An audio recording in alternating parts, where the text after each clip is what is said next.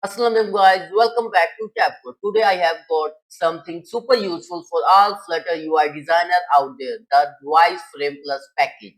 If you have ever wanted to test or preview your Flutter app inside different devices, right in your emulator or preview, this tool is going to be a game changer.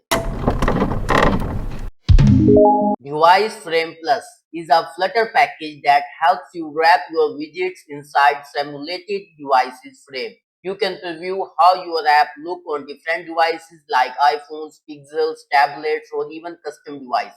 Let's get started by adding the dependency in our pubspec.yml file, Device Frame Plus, and you can use the latest package. Only you want to do wrap your widget inside the device frame wherever you want to preview a screen. As you can see here, we are using device frame, selecting devices.android, Samsung Galaxy Note 20, and passing our custom UI inside the screen property.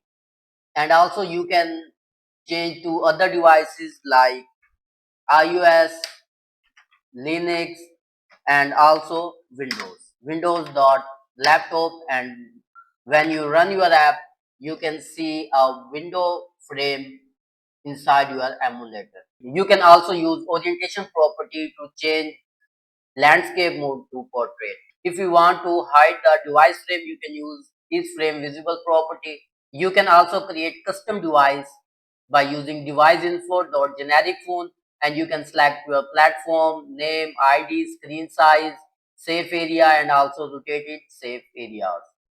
And only you want to do call this method in device property. So that's how you can use device frame plus to preview your Flutter UI inside beautiful device frames. It's super helpful, especially when creating UI portfolios or showcasing designs.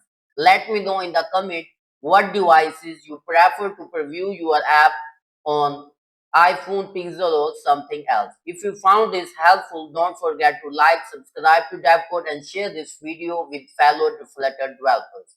Thanks for watching, and I will see you in the next one. Khuda